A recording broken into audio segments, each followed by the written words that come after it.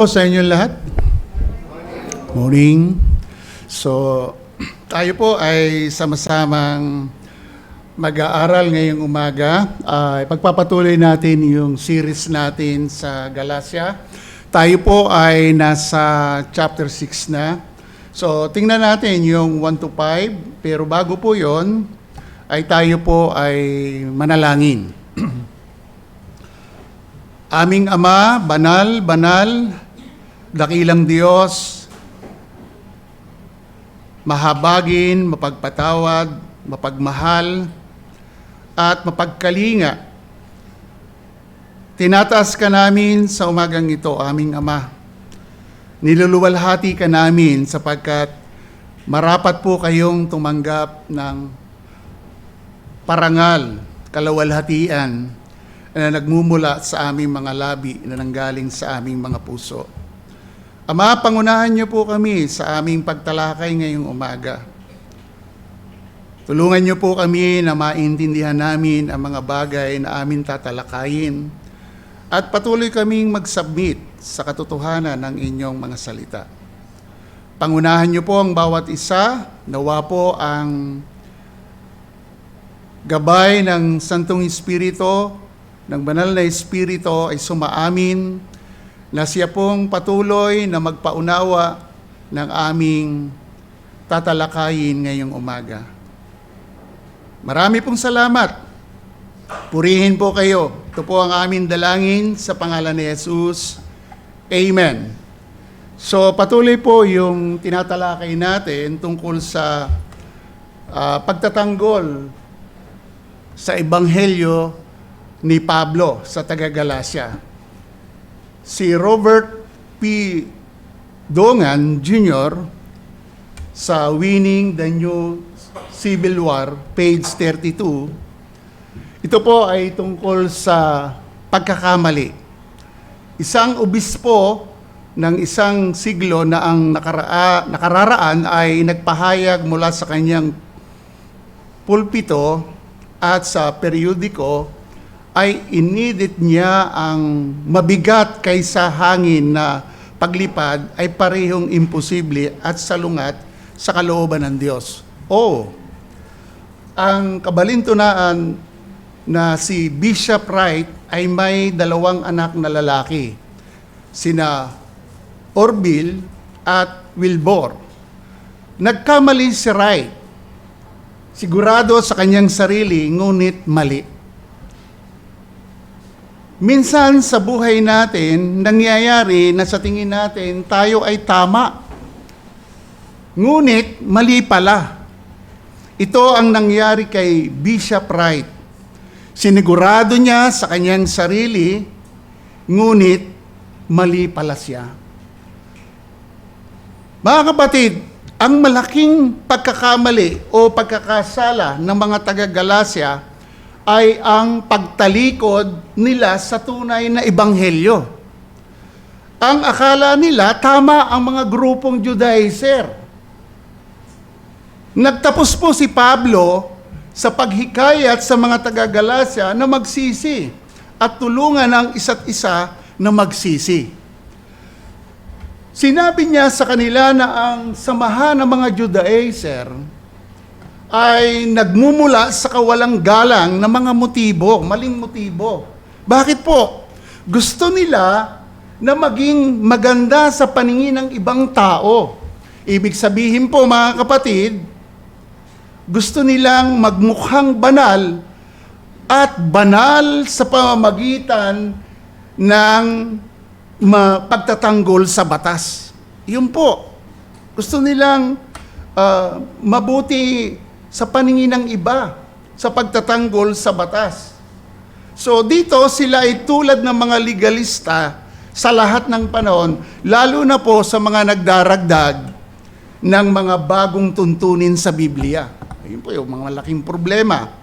At dito po sa binasa ng ating presider, ang buod ng konteksto mula po verse 1 hanggang 10, ay nakatuon po, mga kapatid, kung paano dapat tratuhin ang mga na kay Kristo o paano tratuhin ng mga na kay Kristo ang isa't isa sa pamamagitan ng kapangyarihan o patnubay ng Santong Espiritu, tulad ng problema ng taga-Galasya. So mga kapatid, dapat ang mga mananampalataya ay tumulong na ibalik ang mga nahuli sa kasalanan ng may kahinahunan at pagpapakumbaba, at dapat tumulong sa pagdadala ng mga pasanin ng bawat isa. Ganito po ang gustong iparating ni Pablo sa mga taga-Galasya dahil sila nga po ay nagkamali. Dahil sinabi dito ang mga Kristiyano ay dapat maging tapat sa ating sarili tungkol sa kung ano ang ginagawa ng Diyos sa pamamagitan natin o kilos ng Diyos sa pamamagitan natin. Kailangan nating managot sa kung ano ang kanyang ipinadala sa atin o pinapagawa sa atin. So mga kapatid, dahil ang buhay na walang hanggan, alam natin yan ay nagmumula sa pagtatanim ng Espiritu ng Diyos sa pamamagitan ng pananampalataya kay Kristo at hindi sa pamamagitan ng mga gawa ng laman, dapat tayong magpatuloy sa paggawa ng mabuti. Ang pag-aani ay magpapakita na tayo ay nagtanim na mabuti. Binanggit din dito sa mga talata. So, mga kapatid, sa katayuan ng mga mananampalataya dito sa Galasya, sila ay nagkasala na kailangang abutin ng bawat isa sa kanila, lalo yung mga taong espiritual. Kaya mga kapatid, sa umagang ito, ang gusto kong pag-usapan natin, pagpasan, pagdala ng mga pasanin, bearing burdens. Kaya ang gusto kong mensahe sa umagang ito, mga kapatid, sa bawat isa, ang mga mananampalataya ay ginagabayan ng banal na Espiritu. Kaya dapat magpasan o magdala ng pasanin ng iba ayon sa patnubay ng Espiritu ng Diyos. Sa gabay at tinalakay natin ang chapter 5, in-emphasize natin ang patnubay ng Santong Espiritu at bunga ng banal na Espiritu. Sa isa pong reform view, ang ibig sabihin ng pagdala ng mga pasanin ay aktibo po ng pagbabahagi ng emosyonal, spiritual, at kung minsan ay physical na paghihirap ng ibang mga Kristiyano na nagpapakita po ng pagmamahal at pakikiramay sa pamamagitan ng aktibong pagtulong sa kanila. Nadalhin ang kanilang mga pakikibaka katulad ng paraan ng pagpapasan ni Kristo sa pasanin ng kasalanan ng sangkatauhan sa krus. Ito ay nakikita bilang isang mahalagang bahagi ng Kristiyanong komunidad at pagtupad sa kautusan ni Kristo. The law of Christ, which is the law of love. Upang mahalin ng malalim ang isa't isa, kadalasan nangangailangan ng pagpapakumbaba, pagpapatawad at aktibong pakikinig. So yun po yung view ng reform na aking kinote. So mga kapatid, dalawang bagay ang gusto kong sabihin sa bawat isa at yun ang ating pag-uusapan ngayong umaga. Let us bear each other's burden. Magdala tayo ng mga pasanin ng isa't isa. Verse 1 and 2. Then, ikalawa, let us carry our own burdens. Magdala tayo ng mga sarili nating pasanin. Verse 3 to 5. Yan po yung ating titingnan. Magdala tayo ng mga pasanin ng isa't isa. Ganun po ang pamilya ng Diyos. Gaya ng ating sinabi, ang malaking pagkakamali o pagkakasala ng mga taga-Galasya ay ang pagtalikod nila saan? Sa tunay na ebanghelyo. Ang akala nga nila, tama ang mga grupong Judaizer. Kaya nga po, si Pablo po ay nagtapos sa paghikayat sa mga taga-Galasya na magsisi at tulungan ng isa't isa na magsisi. So yun po, yun ang gustong iparating ni Pablo sa mga taga-Galasya. Kasi masyadong nabigla si Pablo dahil kay bilis nilang tinalikuran ang ebanghelyo na tumawag sa kanila. So siguro, ang unang-unang makikita natin dito, tulungan ng mga nahuli sa kasalanan. Help those who are caught in sin. So mga kapatid, ang una at pinakamahalagang halimbawa ng pagpasan ng binanggit ni Pablo ay nagsasangkot po ng pagharap sa pasanin ng kasalanan ng mga Kristiyano ayon sa kalagayan ng mga taga-Galacia. Nagtaka po dito si Pablo, gaya ng sinabi ko. Kaya bilis nilang tinalikuran. At tinalakay natin yan sa chapter 1. Nagtataka si Pablo, bakit tinalikuran nila ang ebanghelyong tumawag sa kanila, yung biyaya ng Diyos. So, ayon po sa ating talata, kung papansinin niyo yung verse 1, kung ang sino man ay mahuli sa anumang pagsalansang, kayong mga espiritual ay dapat na ibalik siya sa espiritu ng kahinahunan. Mga kapatid, kapag sinabi pong kung ang sino man ay mahuli sa anumang pagsalansang, gusto kong tingnan po natin ang tatlong translation para makita natin. Sa English Standard Version, ESV, ganito po ang pagkabanggit. If anyone is caught in any transgression, o kung sino man ang nahuli sa anumang paglabag, yun po ang pagkabanggit sa ESV. American Standard Version, ganito po ang pagkabanggit. If a man be overtaking in any trespass, kung ang isang tao ay maabutan sa anumang pagsuway, yun po ang pagkabanggit sa American Standard. Sa Modern King James Version naman po, ganito ang pagkabanggit. If a man is overtaking in a fault, kung ang isang tao ay naabutan sa isang pagkakamali, yun po ang translation. Pero tiningnan ko ang mga kahulugan po nito. Sa translates as Greek, if a man even be overtaken, that is caught in the very act, nahuli sa mismong akto. I think si Pablo ay nabigla nga po sa taga-Galacia. Kasi tinalikuran nila yung biyaya ng Diyos. Tinalikuran nila ang ebanghelyo ni Kristo. At sa complete commentary naman po ni Traps, kung ang isang tao ay maabutan o be overtaking, sa Griego po, kunin bago siya magkaroon ng kamalayan, bago siya magkaroon ng oras upang isalang-alang o pag-isipan ng kanyang sarili na mas mabuti. Ibig sabihin po, ito ay sa kawalang malay na ang mga banal ay nagkakasala, ilagay ang mga ito sa isip at kanilang ayusin ang lahat. Ito yung gustong iparating ni Pablo sa mga taga-Galacia. Kasi nagkamali sila.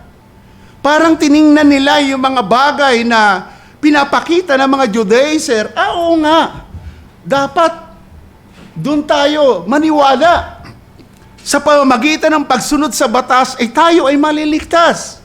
So, ngayon mga kapatid, isinalin po ito ni Tyndale, kung ang sino mang tao ay nahulog sa anumang pagkakamali, ito ay sa mga kaso na nasorpresa o biglaang tukso. May mga pangyayaring ganun eh. Parang tinitingnan ni Pablo, ay ganon ang nangyari sa taga-Galacia. At minsan sa buhay natin, ganon din. Na minsan, pag tayo nakakagawa ng mali, na hindi natin agad napapagtanto, na mali pala yun. So yun ang gustong iparating.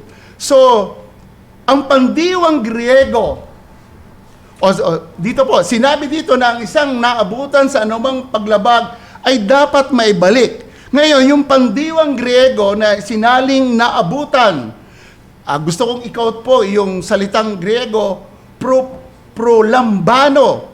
Dito po ay nangangahulugang maabutan sa pamamagitan ng pagkabigla upang madaig bago ang isa ay makatakas. Yan po ay nanggaling dun sa linguistic key, page 518. So yun po yung kahulugan. So ang paggamit ng pangdiwang ito ay malamang na nagpapahiwatig na ang tao ay hindi sinasadya o walang pagsisisi.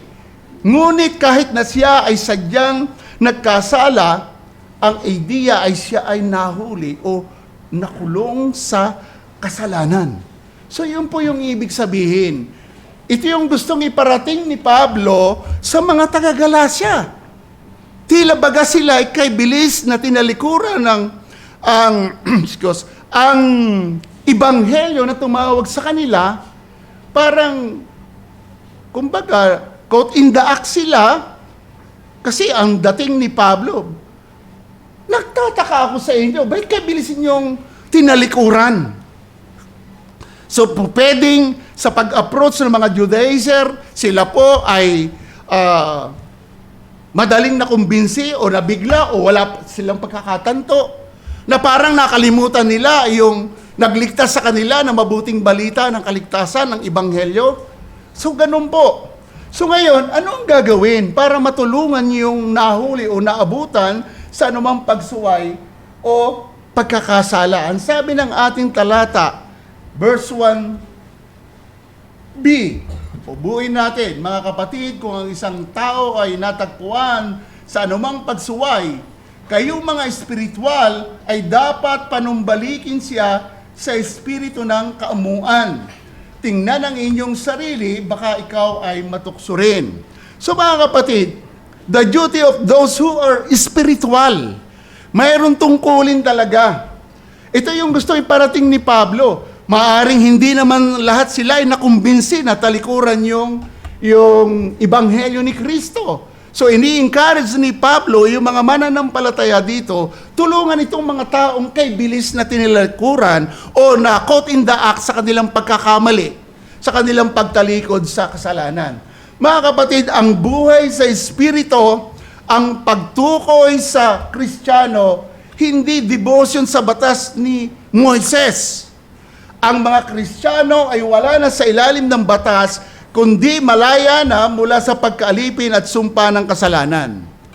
Ang kalayaan ng bagong tipan ay kalayaan po tungo sa kabanalan na possible para sa lahat ng lumalakad ayon sa Espiritu. Tinalakay natin yan, chapter 5, 1 to 24. So yun po ang maliwanag. So ang mga taong lumalakad sa Espiritu, I think nga, hindi naman lahat sila ay nakumbinsi na talikuran yung ebanghelyo. So, sa kaso ng mga taga-Galasa ngayon, makikita natin na ang pagsunod sa banal na Espiritu ay paghahanap ng ikabubuti ng iba mula sa taong espiritual. Dapat ganon. Natitingnan natin sa ikabubuti ng iba. So, ang mga taong pinamumunuan ng Espiritu ay nagdadalamhati kapag ang mga mananampalataya ay nagkasala at magsisikap na ibalik sila. Kahit ang lahat ng mananampalataya na pinamumunuan ng banal na Espiritu ay dapat umabot sa mga naabutan sa pagkakamali at o pagkakasala. Ganun po dapat ang mga mananampalataya.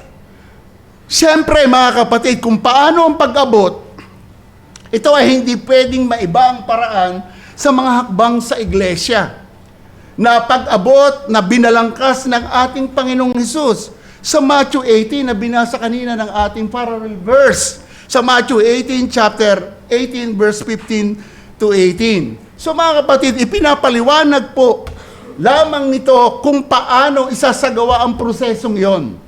Sa paanong paraan malumanay at pagpapanumbalik. Sa madaling salita, mga kapatid, ang taong nagpapanumbalik sa nagkakasalang kapatid ay hindi lalapit sa kanya tila parang siya yung Panginoon sa kanya, kundi mahinahon o mapagpakumbaba bilang isang taong handang tumulong sa pasanin upang ang natisod ay makabangon muli. Ganito yung gustong iparating ni Pablo sa mga taga-Galasya. Ito po yung sinabi sa Matthew 18. Gusto ko i-recall at basahin natin sandali na mabilis. Sabi po, Matthew 18 verse 15. Ito, hindi na naman natin kailangan ipaliwanag, pero gusto kong basahin. Kung magkasala laban sa iyo ang iyong kapatid, pumaraon ka at sabihin mo sa kanya ang kanyang pagkakamali kapag kayong dalawa lamang. kung pakinggan kaniya, ay napanumbalik mo ang iyong kapatid. Yun ang unang-unang proseso. Verse 16, ngunit kung hindi siya makinig, ay magsama ka pa ng isa o dalawa upang sa bibig ng dalawa o tatlong saksi ay magpatibay ang bawat salita. So yun yung ikalawa. Kung ayaw siyang pakinggan sila, ay sabihin mo sa iglesia, at kung ayaw niyang pakinggan, maging ang iglesia ay tuturing mo siya bilang isang hintil at maniningil ng buwis. At itong magandang tingnan natin yung verse 18. Katotohanan sinasabi ko sa inyo, na anumang inyong talian sa lupa, yaong talian sa langit, at anumang inyong kalagan sa lupa, ay yung kakalagan sa langit. Kung ano ang pagpasyahan ng iglesia, ay pagpapasyahan sa langit. Ito po yung proseso, mga kapatid. Ito ang proseso ng pag-abot sa kapatid na nagkasala o sa iyo, o naabutan o nahuli mo ang kapatid na nagkasala. Ang layunin po, mga kapatid, wag nating ihiwalay. Maibalik sa dating kalagayan at magsikap sa pamamagitan ng matapat na pagsuway, open rebuke, sasawayin, sabihin ang pagkakamali o kasalanan upang maihatid sa pagsisisi. Ito ang layunin kung bakit mo sinasaway upang magkaroon ng malalim na realization ang isang nagkasala. So mga kapatid, para makita natin yung sinasabi ni Pablo sa nangyari sa taga-Galacia, ang original na salita, katartiset, ay nangangahulugan pong itakda ang magkasanib na bahagi bilang isang na-dislocate na buto. Parang yung nabaling buto na dislocate, ay kailangan may uhpong uli yun, may balik. Yun ang purpose ng kung bakit sasabihin mo yung mga pagkakamali para may balik, may uhpong yung buto na dapat nating sikaping pagsamahin bilang pagsamahin silang muli upang sa pamamagitan ng pagkumbinsi sa kanila sa kanilang kasalanan at kamalian, madala sa pagsisisi. Yun po ang pinakalayunin, na nang magbigay siya ng utos na ibalik ang isa't isa, ginamit po o gumamit si Pablo ng Griegong pandiwa, katartiso, na karaniwang nangangahulugang ilagay sa ayos, ibalik sa dating kondisyon, ayusin. Yun po ang dapat na maging laman ng ating mga puso kung mayroon man sa atin na nakita natin na nagkakamali. Abutin natin. Sabihin ang mga mali. So, ginamit po ito sa mga ebanghelyo upang ilarawan ang pag-ayos ng mga disipulo sa kanilang mga lambat. Ganun po.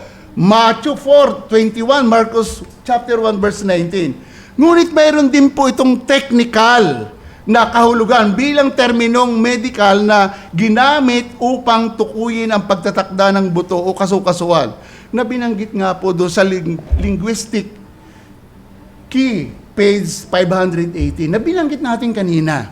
So, kaya maunawaan natin kung bakit ito ay maaring ginamit na makasagisag na paraan upang ilarawan ang pagsasauli ng isang nagkasalang kapatid. Dumako siya sa tunay na pagsisisi mula sa kasalanan. Ito yung gustong iparating ni Pablo. Mabigat po yung kanilang pagkakasala. Mabigat yung kanilang pagkakamali. Imagine ang iniwanan, tinalikuran nila ay ang ebanghelyo, biyaya ng Diyos na nagligtas sa kanilang kaluluwa. Kaya ganito po pinapaliwanag ni Pablo. Mahalagang maunawaan din natin ang genuine repentance.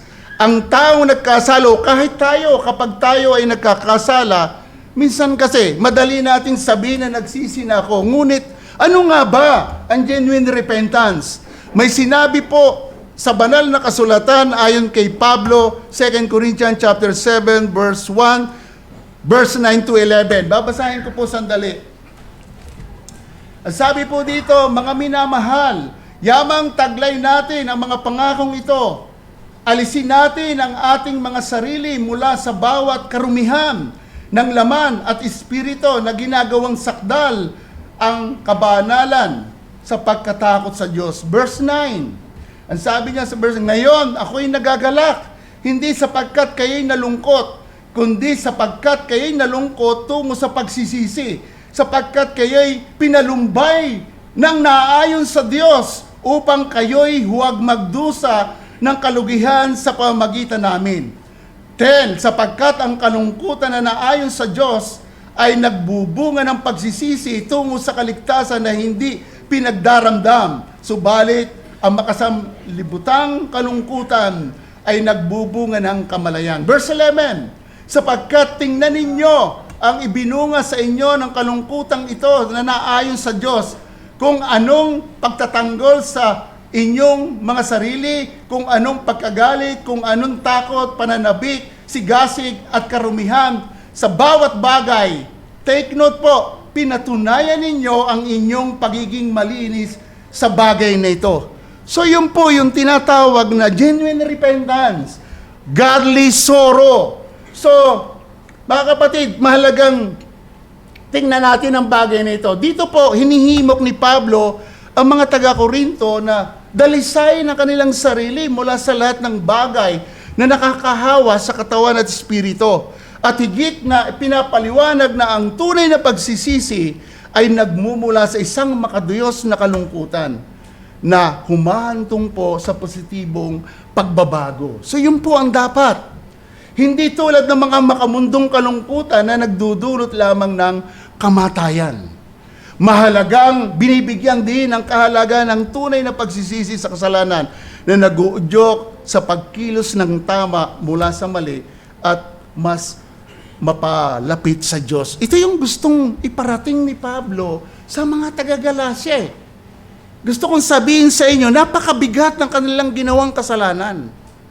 Na maaari nung una sila ay natukso dahil sa pagpapaliwanag ng mga Judaizer, ay tinalikuran nila ang napakahalagang bagay, napakahalagang mensahe na nagbigay sa kanila ng kaligtasan, which is yung Ebanghelyo ni Kristo. So mga kapatid, ayon pa rin sa ating kapahayagan ng ating para maintindihan natin yung tunay na pagsisisi. At ito yung gustong iparating ni Pablo sa mga taga-Galacia. Sa ating pong Confession 1689, Baptist Confession of Faith sa as I quote, Kabanata 15 tungkol sa pagsisisi tungo sa buhay at kaligtasan, ang nakapagliligtas na pagsisising ito ay isang pang-ibanghelyong biyaya kung saan sa pamamagitan nito ang isang tao na ginawa ng banal na espiritu nakakamalay sa iba't ibang mga kasamaan ng kanyang kasalanan sa pamamagitan ng pananampalataya kay Kristo ay nagpapakumbaba ng kanyang sarili dahil doon nang may makadiyos na kalungkutan, pag-ayaw sa kasalanan at pagkasuklam sa sarili na nananalangin ng kapatawaran at lakas ng biyaya na naglalayong nagsisikap sa pamamagitan ng pagtustos ng Espiritu na lumalakad sa harapan ng Diyos tungo sa lahat ng mga bagay na nakalulugod. So sa atin po mga kapatid, mahina tayo. Nagkakamali tayo. Kung may magsabi sa atin na mali yan, kapatid, pakinggan natin. Dahil ang layunin noon ay tayo ay bumalik sa pagsisisi. Ito yung gustong iparating ni Pablo sa mga taga-Galacia. So ngayon po mga kapatid, napakahalaga na makita natin ang tinalikuran ng mga taga-Galacia ay ang tunay na ebanghelyo, biyaya ng Diyos sa kanila. Nagtataka si Pablo, bakit kay bilis nilang tinalikuran? So napakaganda pong tingnan natin at kaya ang challenge ko po sa lahat ng visitor, sa lahat na nandito, na wala pa talaga sa Panginoon, hinahamon ko po kayo.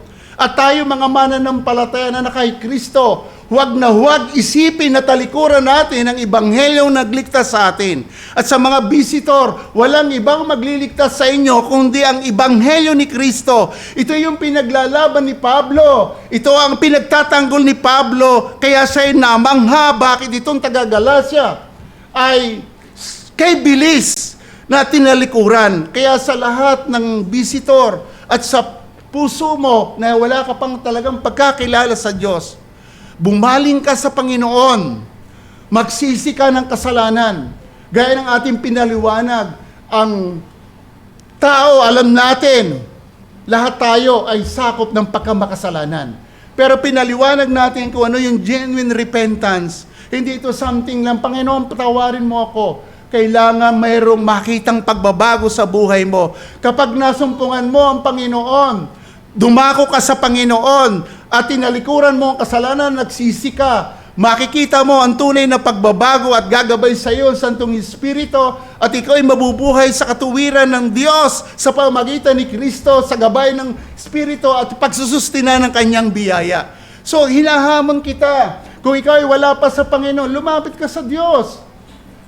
Tingnan mo kung paano pinagtatanggol ni Pablo ang Ebanghelyo dahil tinalikuran ito ng mga taga-Galasya. Ganong kahalaga kay Pablo, ang sabi niya, kung may mangaral kahit kami o angel, ay pakasumpain yung nangangaral ng iba sa ipinangaral namin sa inyo. Ganon po kalalim ang pagdidiin ni Pablo. Kaya nga challenge ko po ang mga nakikinig dito na wala pa sa Panginoon at sa ating mga mananampalataya. Dapat manindigan tayo kung ano ang Ebanghelyo na nagligtas sa atin, at sa mga wala pa sa Panginoon. Yon ang magliligtas sa iyo, yun ang magpapalaya sa iyo sa pagkaalipin sa kasalanan. Yun ang gusto kong sabihin sa bawat isa. Dahil sa nangyari nga po sa taga-Galasya, talagang grabe ang kanilang ginawang pagkakasala. Ito yung gustong sabihin ni Pablo, kailangan sila'y maabot. At yun nga po, ating pinaliwanag na. At alam natin, kapag napatunayan na mayroong genuine repentance, hindi lamang sa pagsasabi ng mga labi na nagsisisi, sapagkat ang genuine repentance ay hindi lamang panloob, kundi nahayag ito pang external o panlabas. Kung ito ay nahayag sa buhay niya, dapat patawarin. Panumbalikin sa dati.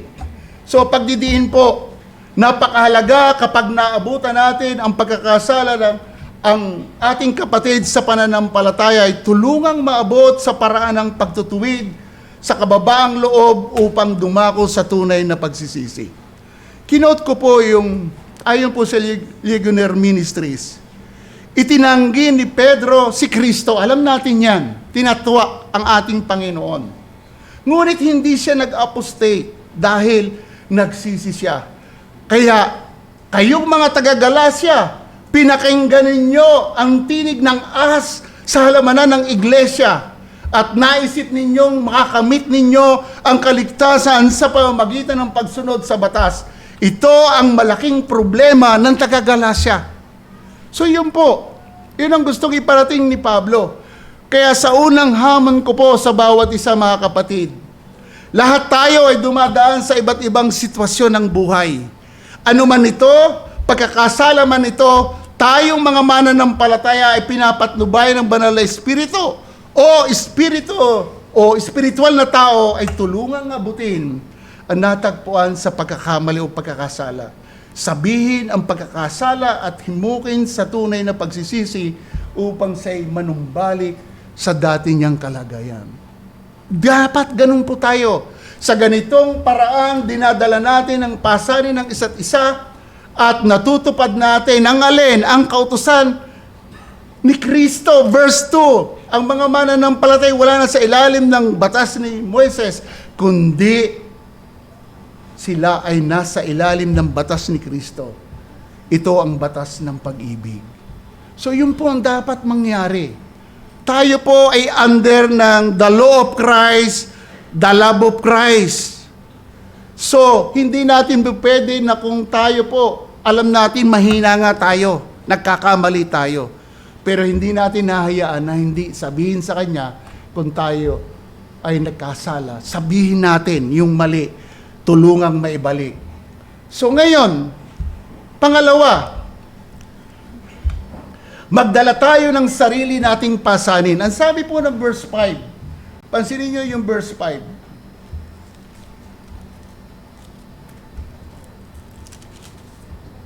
Sabi po ng verse 5,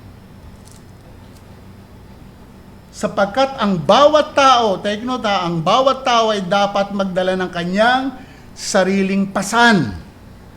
So mga kapatid, pasanin natin ang ating sariling mga pasanin.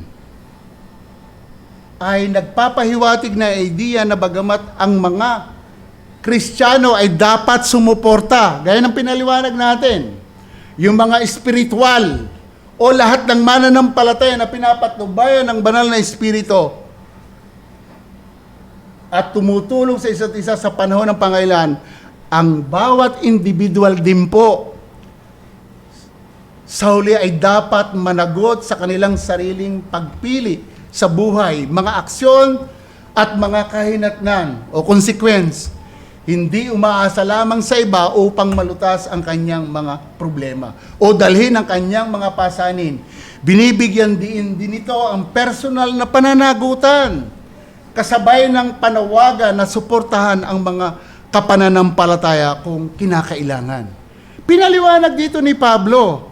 Sinasabi ni Pablo sa mga taga-Galacia ay magdala ng kanilang sariling pasanin.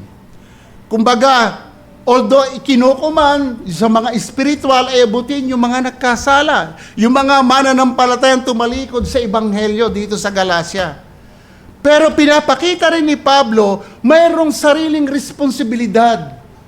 Kung sinabi na sa iyong nagkamali, ikaw mismo may responsibilidad na pasanin mo ang iyong pasanin. So mga kapatid, ang problema ng pagkadaya sa sarili, ito po yung gusto iparating ni Pablo. Anong sabi sa verse 3? Sapagkat kung inaakala ng sino man na siya'y may kabuluhan, gayong wala naman siyang kabuluhan, ay dinadaya niya ang kanyang sarili. Bakit sinabi ito ni Pablo?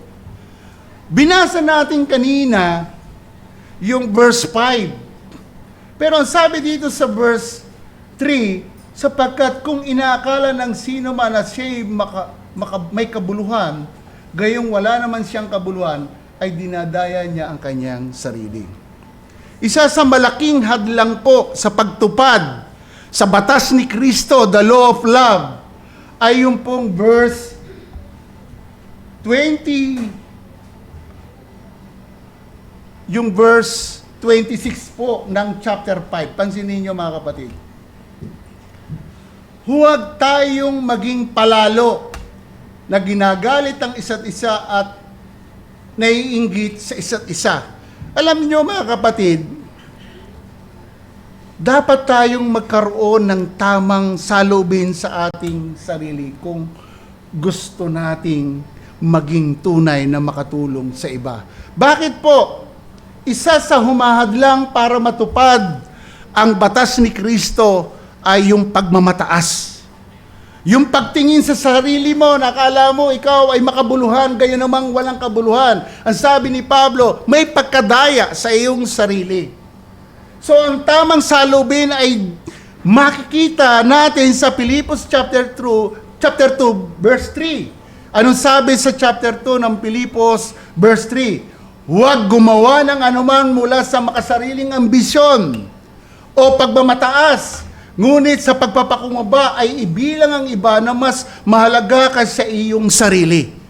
Tinitingnan natin kung sinasabi natin na mas mahalaga ating sarili, pero kaiba na ngayon tayong mananampalataya. Ang tinitingnan na natin ngayon ay ang kapakanan ng iba.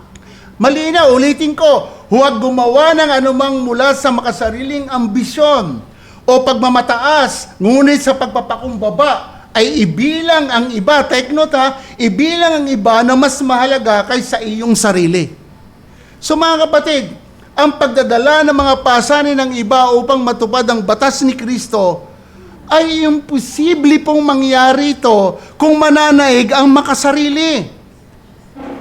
Kung hindi natin isusuko ang pagiging makasarili ng ating laman. Tinalakay na natin yan sa chapter 5 verse 16 na binabanggit doon.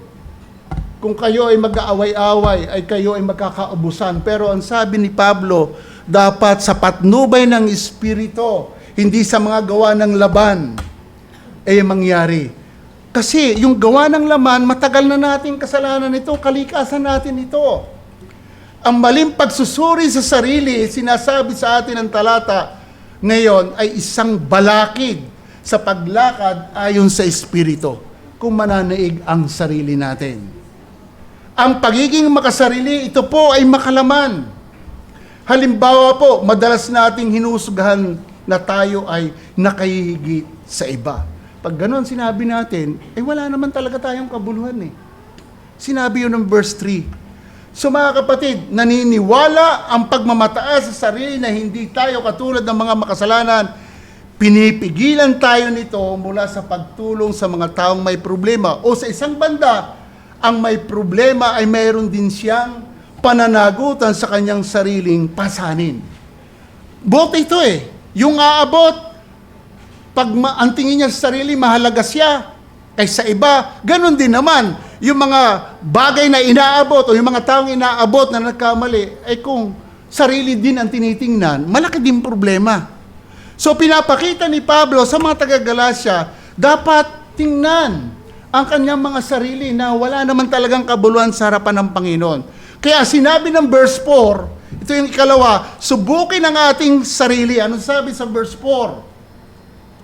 Ngunit subukin ng bawat isa ang kanyang sariling gawa, at kung magkagayon ang kanyang dahilan upang magmalaki ay sa kanyang sarili lamang at hindi sa kanyang kapwa.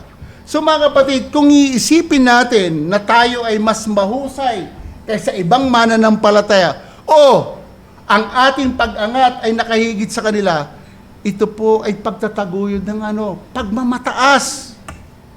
Kaya nga sinasabi ni Pablo, subukin natin ang ating sarili at magiging isang hadlang sa katuparan ng the law of Christ, the law of love. Kaya may binanggit po si Apostol Pablo sa 2 Corinthians chapter 10 verse 12 to 18, hindi na natin kailangan basahin. Ayon po doon, kung ikukumpara lamang ng mga tao ang kanilang mga sarili sa kanilang mga kapwa, tao, ang gayong mga paghahambing ay walang alinlangan na may pagkiling sa kanilang sariling pabor. Ito minsan ang yung buhay ng tao, lalo't wala pang pagkakilala sa Panginoon. O tayo mga nakakilala sa mga bantayan din natin ang sarili. Baka tayo meron pang akoism. Ano po yung akoism? Laging si ako. Iba na po tayo ngayon, ayon sa Pilipos. Ang good example natin ay si Christ. Kaya ang sabi ni Pablo sa mga taga-Pilipos, ay huwag tayong gumawa ng mga bagay na ang kapakanan lang ng ating sarili, kundi kapakanan ng iba. So, alam niyang may mataas na pamantayan para sa paghahambing kaysa ibang mga tao. Ang mataas na pamantayan po, si Kristo ang dakilang halimbawa at walang sino man sa kanyang katinuan. Sa isang tao, walang sino mang sa kanyang katinuan na makapag-iisip na mataas sa kanyang sarili kung iahambing niya kay Kristo. Wala. Pag iahambing niya kay Kristo ang kanyang buhay sa pagdating sa humility, at siya na may mapagmataas, malaking problema po yan. So ang point natin, walang pamantayan na magandang halimbawa upang huwag magmataas sa sarili ay ang ating Panginoong Hesus. Siya mismo ay nagpakababa hanggang kamatayan sa krus. Kaya sinasabi ng verse 5, dapat magdala ng kanyang sariling pasanin. Sinabi ko na kanina, bawat mananampalataya, kung spiritual ka man, tutulong ka sa mga kapatid na kumbaga nalinsad siya na hindi niya namamalayan, wala siyang kamalayan, abutin. Pero yung nalinsad ay dapat magkaroon din ng pananagutan sa kanyang sarili. Kaya sinabi ng verse 5, magdala ng sarili niyang pasanin. Ito yung pinaparating ni Pablo sa mga taga-Galacia. Anong pinapakita sa bawat isa sa atin? Bawat tao na may kanya-kanyang tungkulin at siya ay mananagot sa Diyos para lamang sa kanila, hindi para sa iba. Ano ang binanggit po sa Roma chapter 14 verse 12? Kaya't ang bawat isa sa atin, take note, kaya't ang bawat isa sa atin ay magsusulit sa Diyos tungkol sa kanyang sarili. Ito yung gustong ipanuwan ni Pablo eh. Yung verse 3, kung sinasabi mo mahalaga ka, gayon naman wala kang kabuluhan. Ang sabi ng verse 4, subukin mo ang iyong sarili. Sa lahat ng iyong ginagawa, tandaan natin, magsusulit tayo sa Diyos tungkol sa ating sarili. So yun po mga kapatid, Ayon kay Pablo, dalawang bagay ang pinararating sa atin. Una, ang mga naabutan sa pagkakasala ay may pananagutan din. May responsibilidad siya sa harapan ng Diyos sa kanyang pagkakasala. Ayon po kay John Bunyan, pakinggan po ninyo, kung ang isang tao ay nahuli sa kasalanan, dapat niyang kilalanin ang kanyang sariling nahulog na kalikasan. Kilalanin ang kanyang pangangailangan para sa biyaya ng Diyos at bumaling kay Kristo para sa kapatawaran bilang ang tanging paraan upang makatakas sa mga kahinatnan ng kasalanan at makakahanap ng tunay na kapayapaan. Ito ay kitang-kita, makikita sa kanyang gawain. Ikalawa, sa mga espiritual na umaabot sa mga nagkasala, pwede rin silang madaya o matukso at ito ay ipagsusulit sa Diyos. So mga kapatid, yun ang tingnan natin, yung ating tinalakay. Magdala tayo ng mga pasanin ng isa't isa. Pero tingnan din natin ang ating mga sarili. Sa ating pagtatapos, habang tinapos natin ang pag-aaral sa ating teksto, isaalang-alang muli ang pagtatanggol ni Pablo sa Ebanghelyo. Ganito, dinidin ni Pablo sa mga taga-Galacia. Ganon din sa atin. Ipagtanggol natin ang Ebanghelyo. At kapag tayo nagkakamali, bumalik tayo sa Ebanghelyo. Alalahanin natin kung paano tayo tinubos ng Diyos. Hindi ba tayo dapat nagpapasalamat na patuloy ang pagkalinga ng Diyos? Tinubos tayo sa kanyang kamatayan at sa kanyang muling pagkabuhay ay bigyan tayo ng pag-asa. Anong pag-asang iyon? Sa hinaharap. Pero bago marating ang hinaharap na iyon, ang Diyos ay nananatili, si Kristo na walang hanggang tagapamagitan natin dahil tayo po ay nagkakamali, nagkakasala. Kaya huwag nating babaliwalain ang Ebanghelyo. Ang Ebanghelyo ang panatilihin natin sa paraan na tayo po ay nabubuhay dito sa mundo. So mga kapatid, sinabi ni Pablo sa mga taga-Pilipos, pakinggan po ninyo. Pilipos chapter 1 verse 27, ang inyo lamang pamumuhay ay maging karapat-dapat sa Ebanghelyo ni Kristo upang maging ako ay dumating at kayo'y makita o wala man sa harapan ninyo, ay mabalitaan ko ang inyong kalagayan na kayo'y matitibay sa isang espiritu, na kayo'y magkaisa ng kaluluwa na nagsisikap sa pananampalataya sa Ebanghelyo. Ito po yung dapat. Kung nagkakamali man tayo, bumalik tayo sa Ebanghelyo. I-recall natin kung paano tayo tinubos ng ating Panginoong Hesus, na siya ang umako na dapat tayo parusahan. Yes, hindi pa tayo perpekto, nagkakamali tayo, pero balikan natin ang Ebanghelyo. Sapat ang ginawa ni Kristo sa krus ng Kalbaryo. It is finished. Final po yun. Kaya balikan po natin ang Ebanghelyo. Sa mga pagkakamali natin, bumalik tayo sa Ebanghelyo. Alalahanin natin kung paano nagsakripisyo ang ating Panginoong Kristo. Ang lahat ng ginawa ng Espiritu ay dapat magpatuloy sa pagtupad sa batas ni Kristo. The law of love. Siya ang unang nagmahal sa atin. Kaya tayo natutong magmahal. Hindi tayo ang nagmahal sa Diyos una. Ang Diyos ang nagmahal sa atin. Unang nagmahal. Ibinigay niya ang kaisa-isang bugtong na anak para tayo po ay matubos yung hinihingi ng batas na hindi natin nagawa. Ipinakita ni Kristo, nagsakripisyo siya. Kaya ngayon tayo mabubuhay sa batas ni Kristo. Gaya ng pagdadala ng pasanin sa bawat isa. Hindi tayo tinubos para mamuhay na nag-iisa. Ibinigay ng Diyos ang iglesia para tayo ay mapangalagaan. Panatilihin ang pagtutulungan sa iglesia. Pananatili sa hakbang ng pangunguna ng Espiritu, pagsikapang mapanatili ang pagkakaisa sa Espiritu sa buklod ng kapayapaan. Ephesians chapter 4, verse 3. Yun ang dapat na mangyari sa iglesia. Yes, walang perpektong iglesia, pero dapat magtulungan sa patnubay ng Santong Espiritu. Mag-abutan sa isa't isa, sa pasanin ng isa't isa. Pagpalain tayo ng Diyos, ang lahat ng kaluwalhatian ay sa Kanya lamang. Tayo po ay manalangin.